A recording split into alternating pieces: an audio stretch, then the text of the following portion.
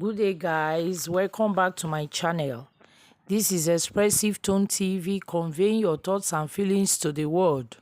Guys, the tribunal need to overturn many judgments to free Tinubu. Wetin that one mean be say for tribunal to fit talk say yes, Tinubu actually win this election. We know say all this while dem dey for court, both Peter Obi and Atiku Abubakar, they carry Tinubu go court say he no win the election. INEC chairman Mahmood just call am for night, give am say na him win. So since then they dey court, all of us know that one. The judgment has been on, evidences upon evidences. Now they don't bring come out since then. But now they don dey wrap up everything. All eyes on the tribunal. For them to fit talk say yes, Tinubu na him win, na him go fit rule this country, they need to overturn many judgments, even the ones where they don't do for back. For instance, 25% requirement for Abuja. All of us know say e dey for the constitution say before you fit win, you must get 25% win for Abuja, and which Tinubu no get.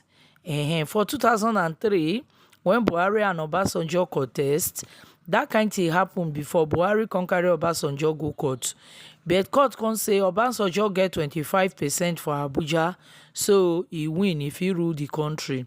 Because it happened again for 2008. You know say this Buhari, when he come rule us, when he nearly kill us, he come hand over us to Tinubu now, pro-mass of suffer. You know say don't tell when he dey contest. 2008 he come contest again, Yaradua come win. He come still carry Yaradua go court.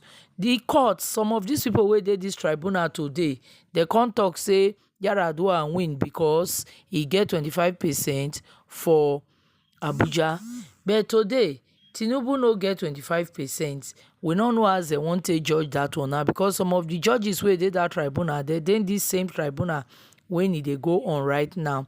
Again, in money when he forfeits for America, $460,000 when he forfeit because of narcotics.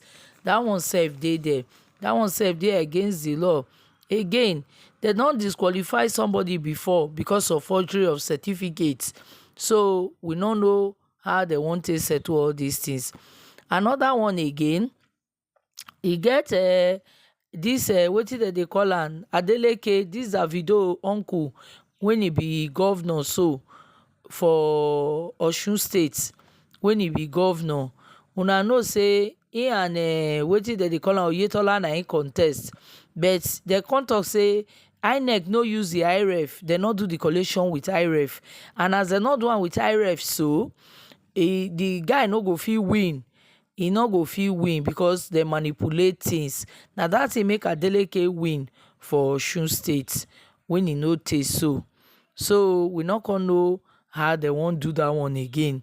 Then another one again, the impact, if they can't talk say he win like that, now be say the country don't scatter. Oh, the country does scatter. Everything go dey scatter. Everybody go dey do wetin he like.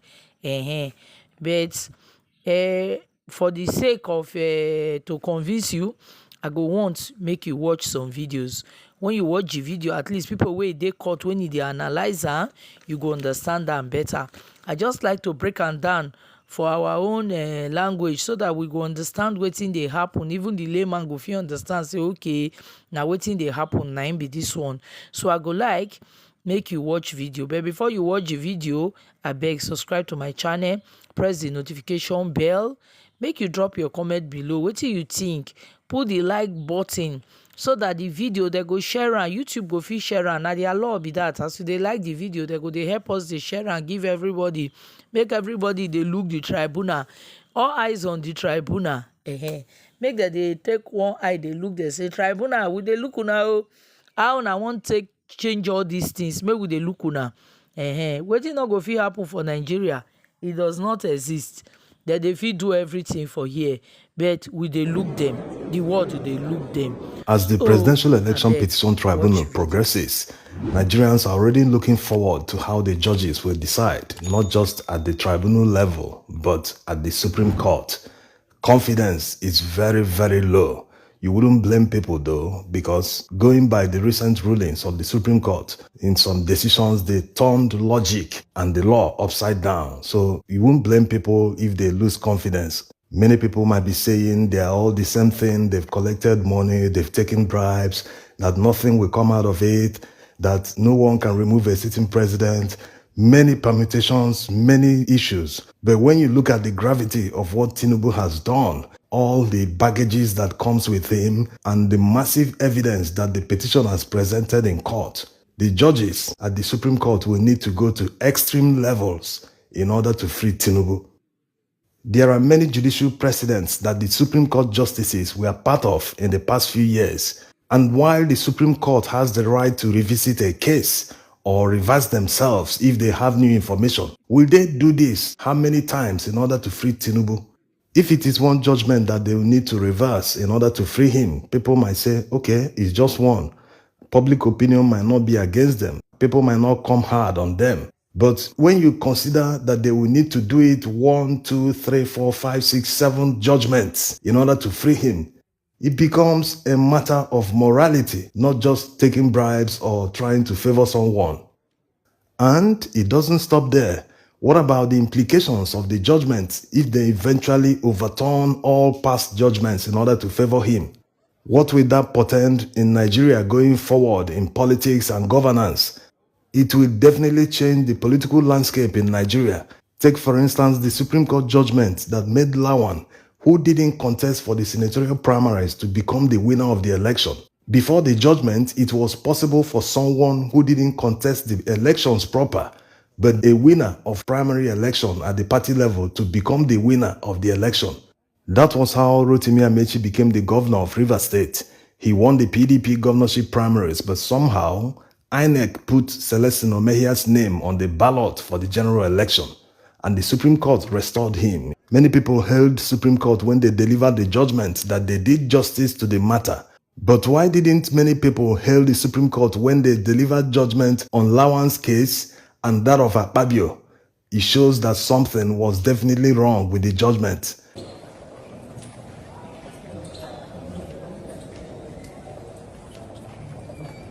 Now, let's look at the first judgment that the Supreme Court justices will need to overturn in order to free Tinubu.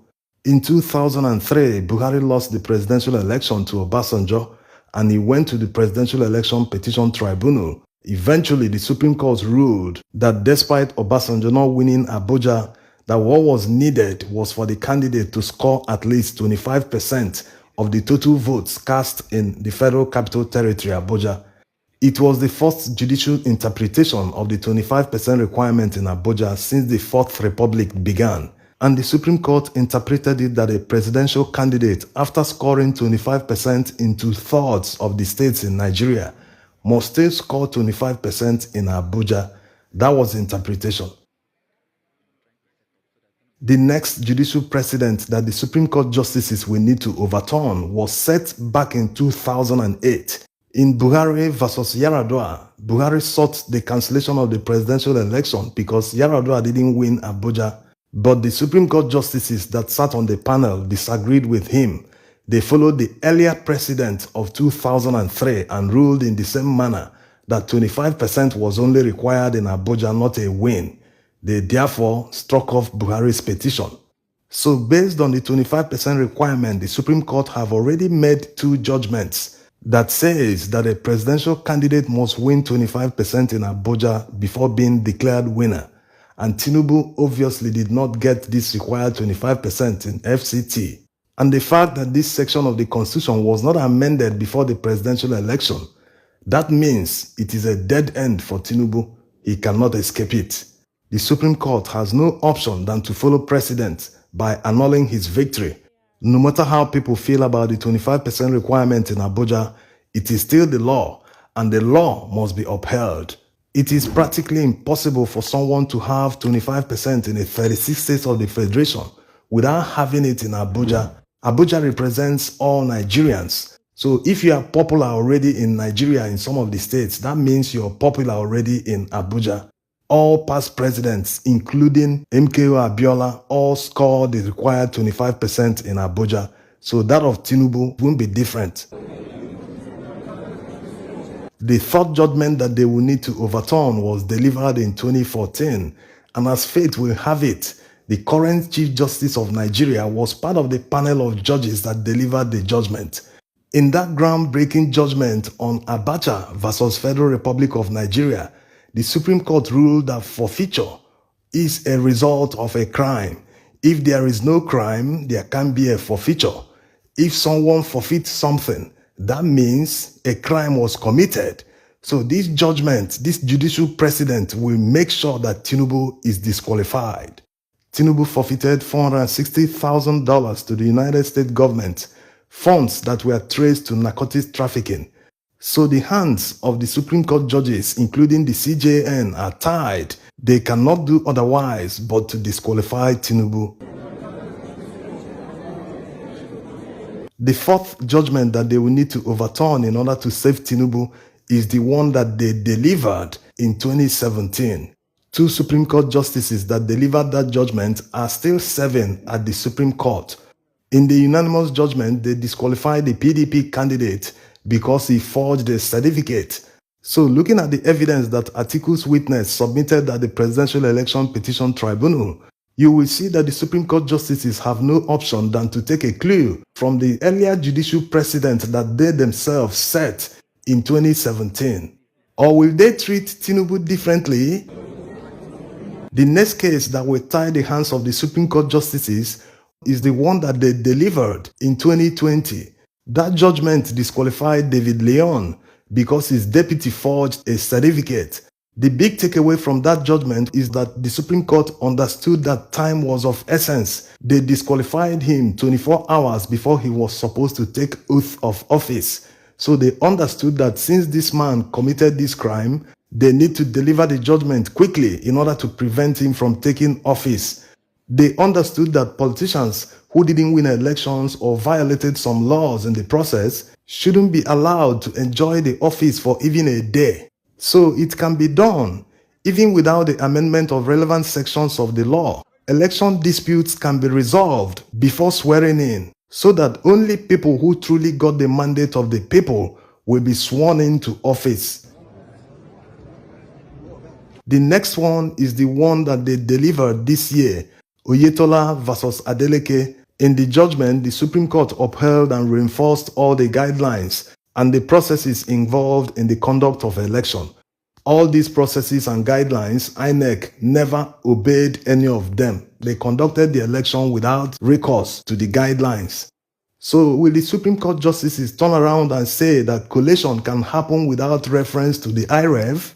Will they say, oh, you don't need IREV anymore, despite IREV being in the Electoral Act, that a collation officer must consult the copies on IREV before starting collation at the ward level? So will the Supreme Court now say, oh, IREV is not required because IREV is the main thing? Without IREV, that means any rigged result can be collated without verification. The last one is not actually a judgment, but the impact of how they will decide. If they say yes, that someone with all these baggages and all the violations that INEC did, that person actually won and can continue in office, if they decide that way, that means going forward, anybody with even more baggages can find his way and become the president, become the governor, contest in any elected position. So going forward, it will change the political landscape in Nigeria if at the end of the day, with all the judicial precedents that they themselves set, that they turn around and say, no need, put this aside, this man